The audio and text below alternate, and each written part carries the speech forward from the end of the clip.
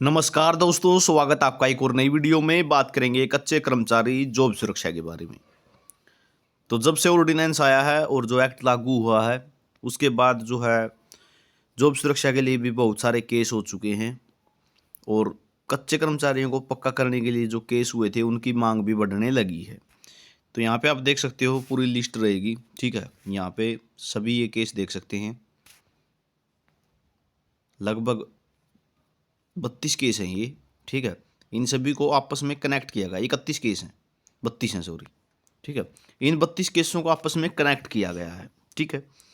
ये सभी केस कच्चे कर्मचारियों के ही हैं, ठीक है। State of Haryana and others, सभी स्टेट ऑफ हरियाणा के साथ लगे हुए हैं, ठीक है। किसी का डिपार्टमेंट के साथ है, जैसे यहाँ पे आप देख सकते हो उत्तर हरियाणा बिजली वितरण निगम के साथ है, तो ये भी डिपार्टमेंट के संबंधित में है।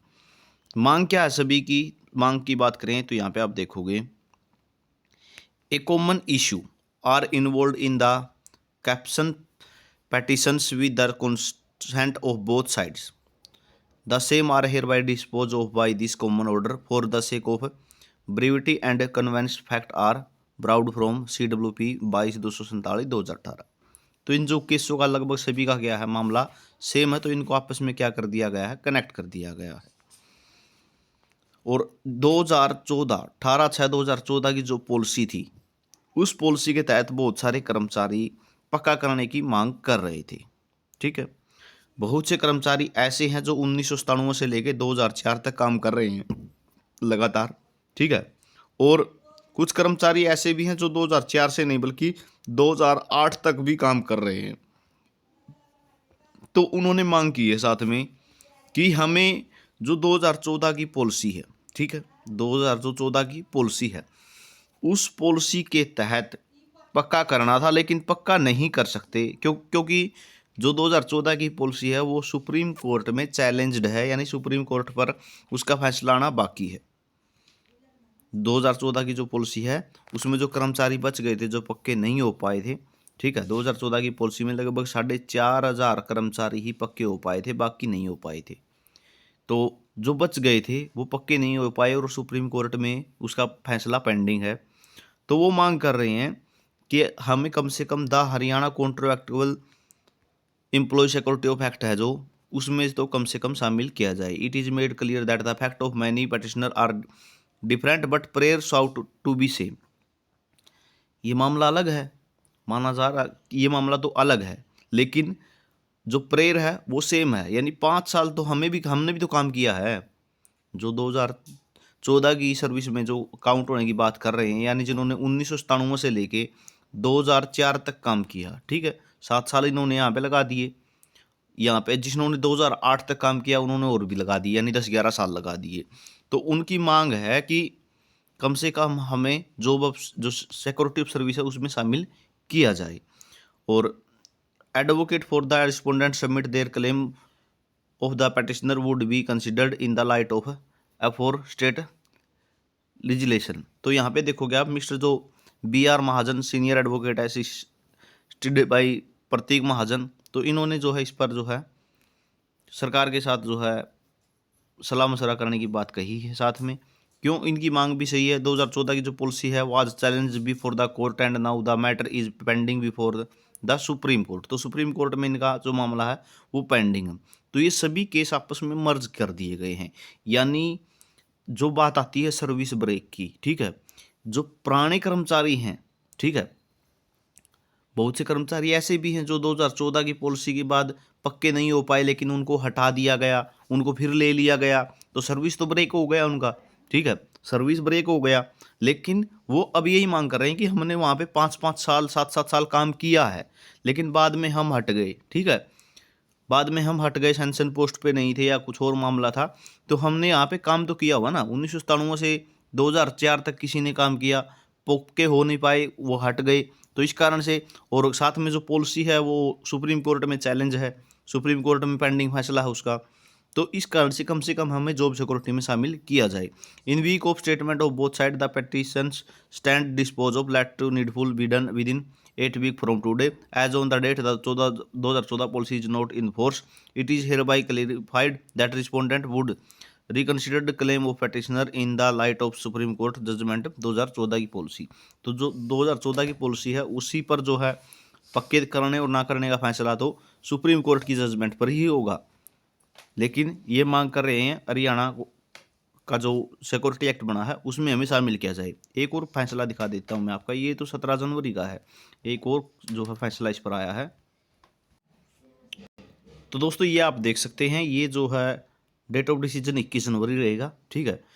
और यहाँ पे भी जो है 7 केस कनेक्टेड हैं, ठीक है, हैं सभी Haryana and state of Haryana and others के साथ, ठीक है। साथ में बात करें तो इन्होंने भी यही मांग की है। यहाँ पे आप देखोगे as common issues are involve in the caption petitioner with the consent of both side. तो जो सभी का मामला सेम है, तो the petitioner through instant petition under article 226 of constitution and of India are seeking direction to respondent to regularise them in the light of policy dated 16/6/2024, 21/8/2014, sorry 16/6/2014 और 21/8/2014। जो 2014 की पॉलिसी है उसके तहत उन्होंने मांग की कि हमें जो है रेगुलाइज किया जाए। Learning counsel for the petitioner submit that the petitioner are working with respondent since 2006 से लगातार ये काम कर रहे हैं एज पर हरियाणा कॉन्ट्रैक्ट और एम्प्लॉय सिक्योरिटी एक्ट जो 2024 which come into the force 6/12/2024। An employ is entitled to be retained if she is has complete 5 year of service।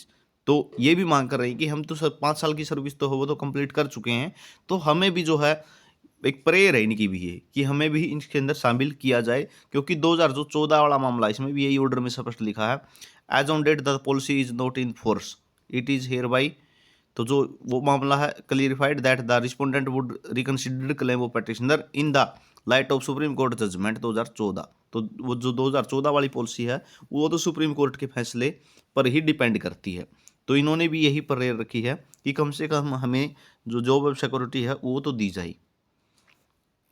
In the wake of statement of learn senior council for the respondent the present petition set and dispose of and let the needful be done within 8 week from today। तो 8 सप्ताह में जो है इस पर जो फैसला लेने के लिए कहा गया है। इनकी भी यही मांग है कि हमें सिक्योरिटी ऑफ सर्विस में कम से कम शामिल किया जाए, क्योंकि 2014 की पॉलिसी का फैसला कब होगा ये तो सुप्रीम कोर्ट ही जाने, ठीक है।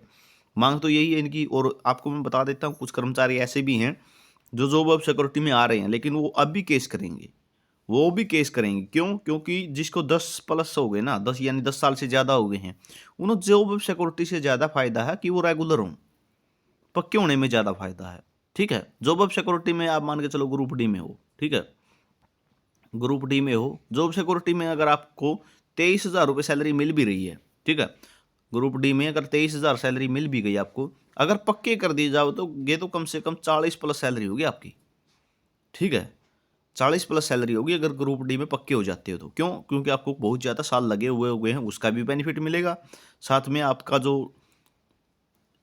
पे बनेगी, ठीक है, वो 40+ बनेगी, ठीक है। तो बहुत से कर्मचारी ऐसे हैं जो जॉब सिक्योरिटी होने के बावजूद, यानी जॉब सिक्योरिटी में तो आएंगे ही आएंगे, क्यों? उनके 5 साल प्लस हो चुके हैं, जॉब सिक्योरिटी में तो आएंगे, साथ में वो पक्का होने के लिए कोर्ट में रहेंगे, ठीक है।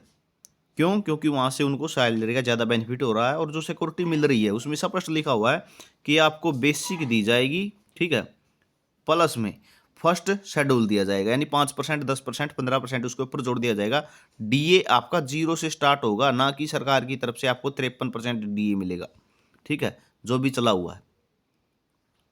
तो डीए आपको 0 से स्टार्ट होगा, यानी ये 53% का लॉस यहाँ पे हो रहा है आपको, 8-9 हज़ार रुपये का कम से कम यहाँ पे आपको लॉस हो रहा है। तो इस कारण से बहुत से कच्चे कर्मचारी ऐसे भी मिलेंगे जो पक्का होने के लिए भी केस करेंगे बाद में, सिक्योरिटी मिलने के बाद भी, ठीक है। सिक्योरिटी सिर्फ ये है कि आपकी जॉब नहीं जाएगी, सैलरी में तो डिफरेंस है ना बाकी पक्के कर्मचारियों के साथ है, ठीक है। कोई मेडिकल क्लेम नहीं है, ठीक है, मेडिकल क्लेम के बारे में कोई जिक्र नहीं है, सिर्फ आपको आयुष की तरफ से जो मिलता है वही मिलेगा, ठीक है, जो आयुष्मान कार्ड की तरह जो आपको बेनिफिट मिलते हैं वही मिलेंगे, ठीक है। ना कोई एजुकेशन अलाउंस की बात हुई है कि एजुकेशन अलाउंस आपके बच्चों को मिलेगा, जो 1125 रुपये एक कैंडिडेट को मिलते हैं, ठीक है।